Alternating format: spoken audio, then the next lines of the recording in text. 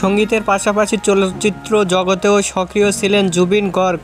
তার মৃত্যুর পর সদ্য মুক্তি পেল জুবিনের অভিনীত শেষ সিনেমা রই রই বিনালে। প্রিয় শিল্পীর স্মৃতিকে ধরে রাখতে তার অভিনীত এই চলচ্চিত্রটি দেখার জন্য আসামের প্রেক্ষাগৃহতে টিকিট বিক্রির যেমন হিড়িক লেগেছে, তেমনই তার স্মৃতিচারণ করে কাঁদছে ভক্তরা। এদিকে সিনেমাটি দেখতে দর্শকদের এই উচ্ছ্বাসের মধ্যে জুবিনের নিজের হাতে লেখা একটি আমন্ত্রণপত্র নিয়েও তৈরি হয়েছে আলোচনা। জুবিন গার্গের অভিনীত এই সিনেমাটি অসমীয়া চলচ্চিত্র। 31 অক্টোবর ভারতের 46টি শহরে মুক্তি পেয়েছে ছবিটি। মুক্তির আগে জুবিনের হাতে লেখা শেষ আমন্ত্রণপত্রটি ভাইরাল হয়েছে। তাতে তিনি অনুরাগীদের উদ্দেশ্যে লিখেছিলেন, একটু অপেক্ষা করুন, আমার নতুন সিনেমা মুক্তি পাচ্ছে, তোমরা এসে যাবে কিন্তু ভালোবাসা নিয়েও। ইতি তোমাদের জুবিন দা।